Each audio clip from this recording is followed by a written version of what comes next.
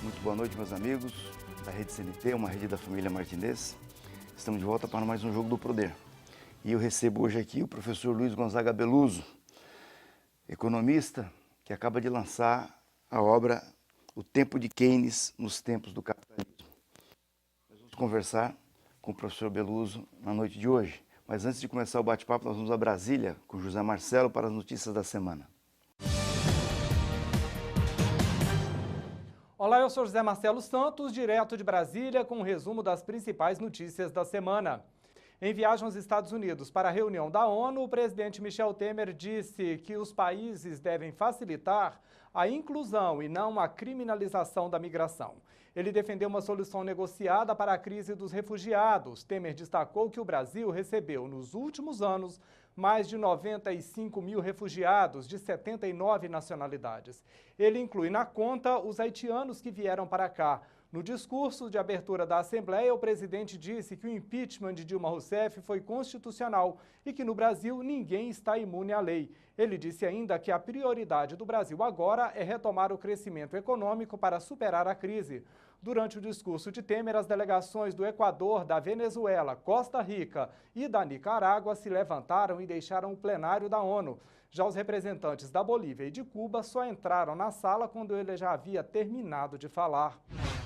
As eleições municipais jogaram balde de água fria nas intenções do governo de aprovar a pauta econômica no Congresso. O Palácio do Planalto já admite que a reforma da Previdência vai ficar para o início do ano que vem. Diante da lentidão do Congresso, o governo diz que a prioridade é aprovar o limite de gastos. A proposta ainda está na fase inicial de tramitação na Câmara e precisa passar em 2 turnos pelas 2 casas. O ministro da Casa Civil, Eliseu Padilha, diz que o governo tem maioria folgada para aprovar a medida. Por pouco, uma manobra na Câmara não garantiu a aprovação do projeto que perdoa o político que cometeu o crime de Caixa 2.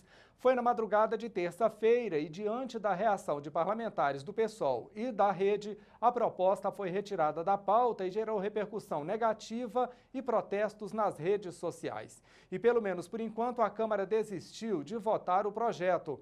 O acordo, que ninguém consegue explicar, é de onde surgiu e quem apoiou a estratégia de incluir no texto uma emenda que anistia quem responde pelo crime de Caixa 2 até 2016.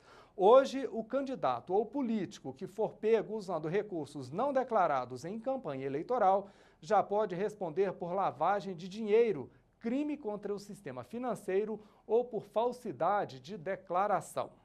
Eu fico por aqui, mas te espero na edição nacional do Jogo do Poder Notícias. É na quinta-feira, às 11 da noite, logo depois do CNT Jornal. Voltamos aos estudos da Rede CNT para começar o bate-papo com o professor Luiz Gonzaga Beluso sobre essa obra e um pouco também sobre algumas coisas que a gente ouve na economia. O tempo de Keynes nos tempos de capitalismo. Boa noite, professor. Boa noite, Rocha. Tudo bem? Obrigado, sua presença aqui é um privilégio. Imagina. Sobretudo porque poucas vezes a gente tem a condição de conversar com alguém da área da economia com formação jurídica. Isso é uma coisa rara, porque o sujeito está no direito e não quer nem saber de economia, ou está na economia e não quer nem saber do direito. Bom, eu, depois da primeira leitura, vou ter que ler mais umas 3 vezes. Não. Você acha que é tão difícil assim? Eu cheguei à conclusão de que o Keynes era uma pessoa que queria simplificar as coisas. Isso. Né? E era um humanista. Humanista. Né? Isso faz toda a diferença, porque achar um economista que queira simplificar as coisas e seja humanista, nessa conjuntura econômica que nós temos, é uma coisa rara. Né? Então, esse tipo de conceito é que inspirou o estado do bem-estar social até onde eu pude compreender. Né? E que dá a noção de que economia é uma coisa que qualquer pessoa pode compreender se estudar um pouco. Né? Não existem dogmas na economia, não existem leis da física na economia. Né? A economia é uma atividade essencialmente política. Né? As decisões são políticas. Então, eu queria que o professor fizesse uma apresentação do que quem foi essa figura, importante para o mundo, né, para a história moderna que nós estamos vivendo, e o que ele diria se alguém dissesse para ele que a família não pode gastar mais do que ganha. E que, portanto, por isso, o Estado também não pode gastar mais do que ganha. Boa noite. Então, boa noite. Então, todo o esforço dele foi para mostrar que as regras que valem para um indivíduo ou para a sua família não valem para o conjunto da sociedade. Que essa sociedade, ele durante a vida dele, ele perseguiu, né, uma formulação mais precisa do que mais tarde ele nunca chamou de macroeconomia. Ele chamava a economia em seu conjunto, né? Que é diferente de macroeconomia, porque a economia dos agregados não é, né? Na verdade, ele está definindo quais são as regras de comportamento dos grupos sociais, né, numa sociedade que se organiza em torno da obtenção da vantagem monetária, do lucro, uma economia industrializada, né, que tem um determinado estágio de desenvolvimento tecnológico e produtivo, né, em que os protagonistas são as empresas, os trabalhadores e o Estado, né? É a interação entre esses três elementos, digamos, a interação, né? Ele está falando da interação. Ele monta um sistema, como os bons economistas montam um sistema, e ele analisa os comportamentos através das funções sociais. Então, a função do empresário é a de realmente ganhar dinheiro. Ele diz claramente, o empresário não produz para produzir mais coisas, ele produz coisas para produzir mais dinheiro, né? O Estado, que é uma peça importantíssima, porque ele é o coordenador, ele funciona, ele acreditava muito no Estado racional, o Estado que se comportasse em torno do bem comum, né? Isso foi da formação básica dele, né? Weberiano, em torno do bem comum, né? Ele tinha uma formação esplêndida, né? Ele tinha lido todos os clássicos, etc. E tinha uma aversão muito grande, né, pelo que aconteceu mais tarde na economia, que é essa tendência à formalização, estéril, né?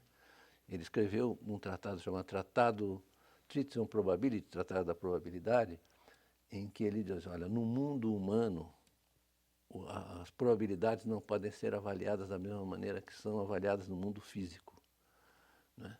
Porque no mundo humano nós temos incerteza, não temos risco, né? É incerteza, ou seja, é muito difícil você, a partir do passado, ainda que em algumas situações, ou seja, por ser a partir do passado, você projetar o futuro. Ninguém consegue adivinhar o futuro, né? Isso é uma coisa básica no Keynes. Então, ele introduziu na economia, foi o que fez isso com mais cuidado e com mais sucesso, ele introduziu a condição humana, né? Condição humana na economia. E ele fez isso a partir de um trauma que a sociedade sofreu, que ele também sofreu, na Primeira Guerra Mundial, né? Porque a gente não pode esquecer que do momento que ele nasceu, em 1883, até a Primeira Guerra, o mundo viveu uma paz, a chamada Belle Époque, né? Não é chamava assim? Sim. Belle Époque. Era uma paz fictícia, porque o que estava ocorrendo por baixo, né? Os ódios e os conflitos interimperialistas, etc., né? Mas ele sofreu um choque. Então, ele que estava num mundo platônico, querendo melhorar a condição humana, eles se chamavam os melhoristas, queriam melhorar a condição humana, rejeitavam a moral vitoriana da Rainha Vitória, aquele negócio rígido e um pouco hipócrita da Inglaterra, né? Ele rejeitava a moral vitoriana, assim como os companheiros dele do Bloomsbury Group, e ele mas queria fazer uma coisa muito assim intelectualizada, etc. A Primeira Guerra, sobretudo a carnificina. Carnificina terrível. A Primeira Guerra é a primeira guerra em que a tecnologia e a indústria entram, né? É a primeira vez que você tem avião, que você tem o submarino, né? O gás mostarda, os canhões potentíssimos, né? Isso um momento em que ia o massacre, né? Ele ficou muito constrangido e, além disso, ele foi assessor do Lloyd George, o primeiro-ministro inglês, na Conferência de Paris. E escreveu As Consequências Econômicas da Paz, que foi o primeiro livro que lhe deu fama, né? Que ele dizia, olha, vocês estão querendo massacrar a Alemanha, E a humilhação vai ter um custo. A humilhação vai ter, a humilhação vai ter um custo. Então, é uma construção, esse livro cuida sobre, eu não quis escrever um tratado sobre o Keynes, eu quis escrever um ensaio. E esse livro cuida desses pontos, como é que ele chega à teoria econômica e mostrar como ela é inseparável da visão que ele tinha da sociedade. Ela via a sociedade como um ser orgânico, de relações entre as pessoas, etc. Então, ele não tinha nenhuma pretensão, digamos, como os economistas têm hoje, científica. Falando, não é possível fazer isso, não é possível. Ou seja, o conhecimento nessa área exige muito mais do que uma pretensão científica. Não é? Perfeito, professor. Vou ter que chamar um intervalo e voltamos em seguida para esse bate-papo. Vamos falar um pouco também da nossa conjuntura atual. Daqui a pouquinho, depois do intervalo.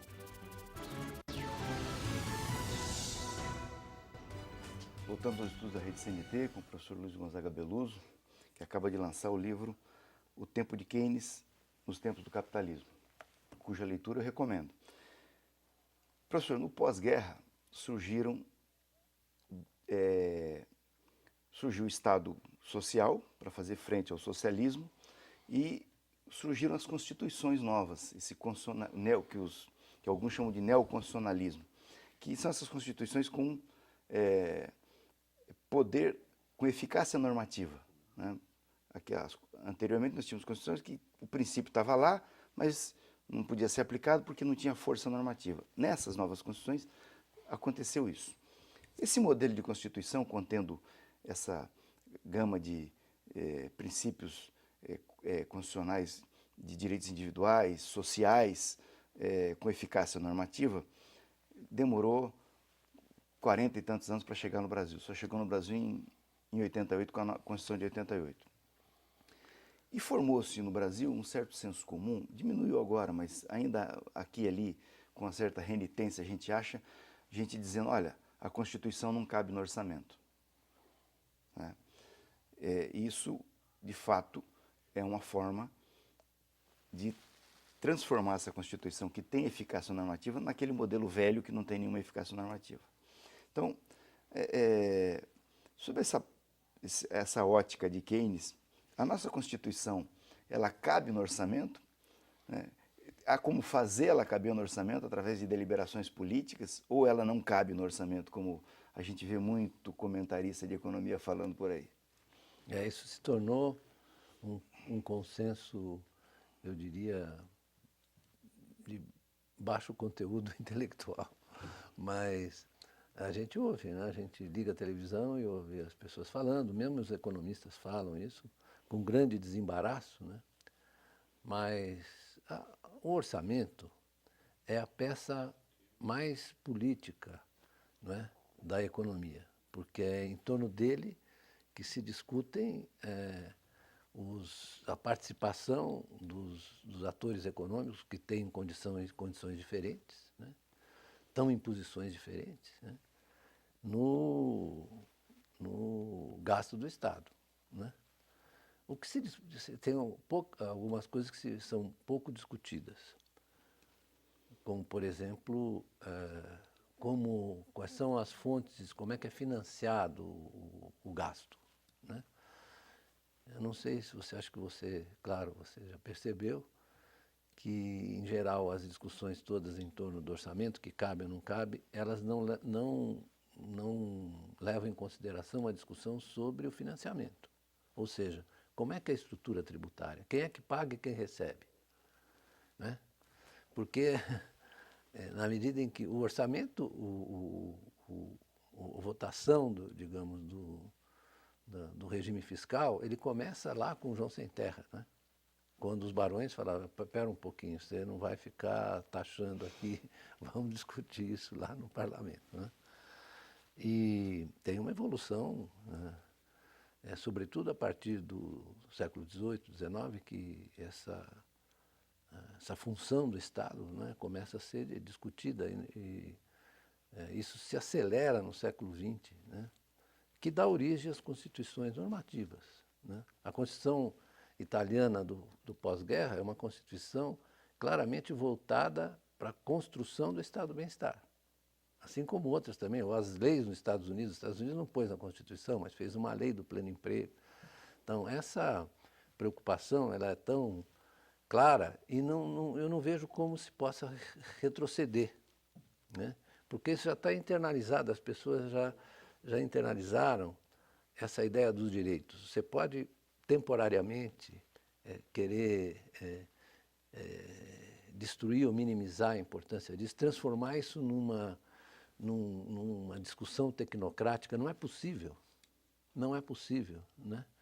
Porque as pessoas já estão imbuídas desse espírito de que é preciso discutir os seus direitos em relação ao gasto público, a composição do gasto público. Na verdade, nós estamos discutindo isso, né? Dizer que a Constituição não cabe no orçamento é uma simplificação que não resolve nada. E ela só aguça a irritação das pessoas. Eu acho que nós vamos ter oportunidade no Brasil de mergulhar num momento agora, quando o governo vem e anuncia um suposto plano de contenção de gasto público por 20 anos, o nome disso é austeridade. Sim. Que são esses processos que foram aplicados na Europa, pelo Banco Central Europeu, que é controlado pela Alemanha, e cujo resultado está lá, né? Desigualdade, desemprego, uma tragédia completa. E entra muita discussão do orçamento, porque o orçamento ele tem um limite, né? E a gente precisa saber onde nós vamos aplicar as receitas do orçamento. E no Brasil, 2014, nós estamos fechando aí com 45% do orçamento para pagamento do serviço da dívida. Essa é uma decisão política. Sem dúvida. Tem que arrochar todo o resto para poder pagar o serviço da dívida. É uma da decisão dívida. política que mostra o desequilíbrio entre as demandas dentro do orçamento, né? Não sei se, às vezes, as pessoas não percebem que não há discussão sobre o peso que o pagamento de juros tem, porque os juros são considerados uma coisa natural. Deve estar fora... Nasce naturalmente. Nasce naturalmente. É uma lei da física. Lei da física, né? Está fora da discussão política. Não se pode questionar. Quer dizer, a palavra... Outro dia estava conversando com um amigo meu que comentava a ideia de um economista conservador que dizia é preciso que os interesses se aquietem, né? Os interesses se aquietem, como se essa não fosse uma sociedade de interesses, né? E a democracia ela funciona exatamente para equilibrar os interesses. Mas essa é a dificuldade que está ocorrendo na Europa agora, porque no pós-guerra, nos dois pós-guerra, você chega para a sociedade e fala, olha, está tudo destruído, a guerra acabou com tudo, nós precisamos de um esforço de cada um para reconstruir. Isso. Então você tem um processo de solidariedade. Perfeito. E nasce o estado do bem-estar social assentado nisso. Hoje, quando o governo federal vem e fala, vamos conter gasto por 20 anos, aí você fala, não, espera um pouquinho, eu vou ter que ficar com o meu salário sem corrigir durante 20 anos e os bancos vão continuar aumentando os lucros? Então não tem como assentar essa a solidariedade. Essa é a pergunta crucial, não é?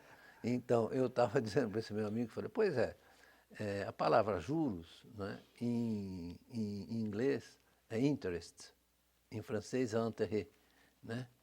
Em italiano é interesse. Então, olha só, quer dizer, você quer congelar num nicho a salvo de qualquer questionamento o pagamento de juros, né? Isso nasce até nunca foi assim, né? Quer dizer, nos anos 50 e 60, as discussões sobre... Aliás, vem dos anos 30, com um outro economista chamado Gunnar Myrdal, na Suécia, né? A ideia de que o orçamento, na verdade, é o centro pode se constituir no centro do debate democrático, porque ele vai distribuir os recursos que o Estado, em nome do conjunto da sociedade como um todo, recolhe e redistribui, né? Então, não existe essa separação que eles querem estabelecer, aliás, a prática mostra, entre a política monetária, ou seja, a política de juros e a política fiscal. Elas estão entrelaçadas, né? E o elo entre as duas, o elo mais importante, é a dívida pública, né? E que há uma outra discussão que tem a ver com a taxa de juros e tem a ver com a austeridade, como você Bom, disse. a dívida pública está no último capítulo do Do livro. livro, tá. Eu vou chamar um intervalo, voltamos e aí falamos da dívida Tá pública. certo. Vamos a mais um intervalo e voltamos em seguida para finalizar o bate-papo com o professor Luiz Gonzaga Beloso.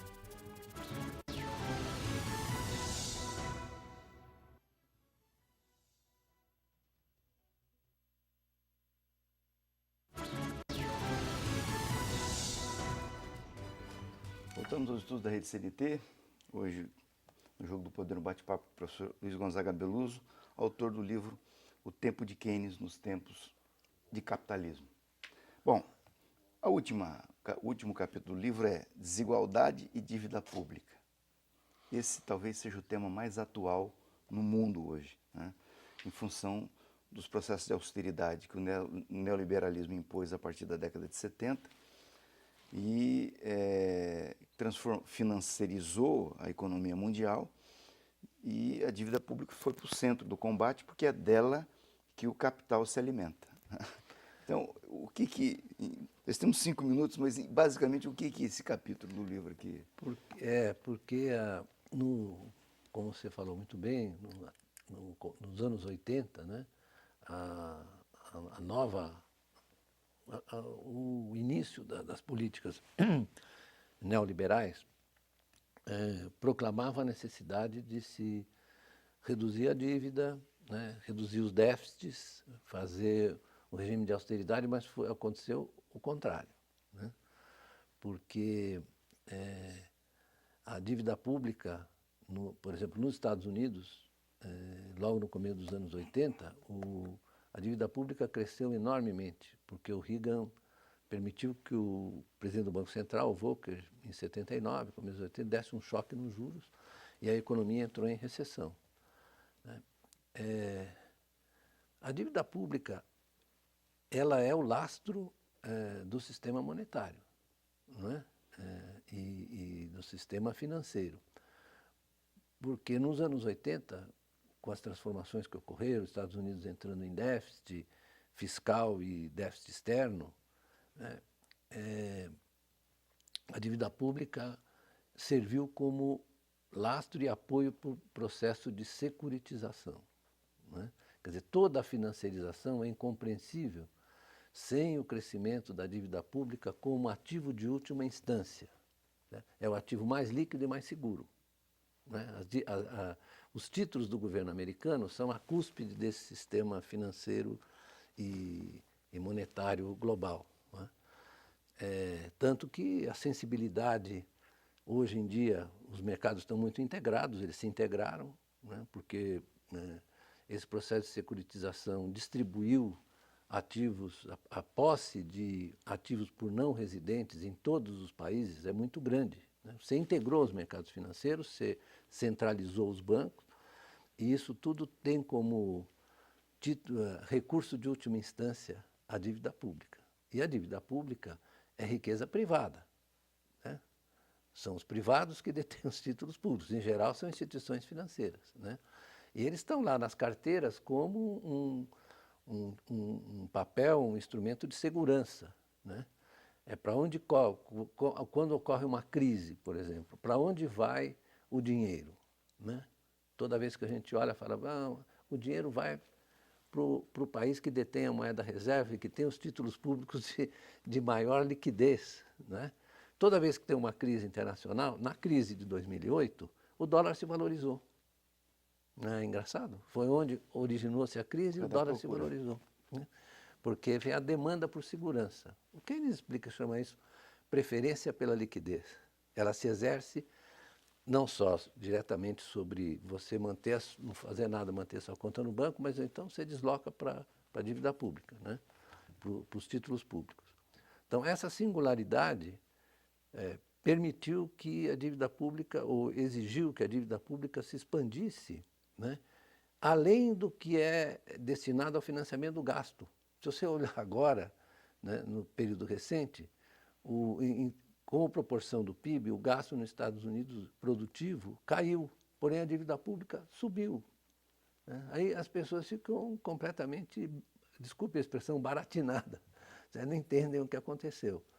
Então, isso é a composição da riqueza que ocorreu nos últimos 40 anos. Né?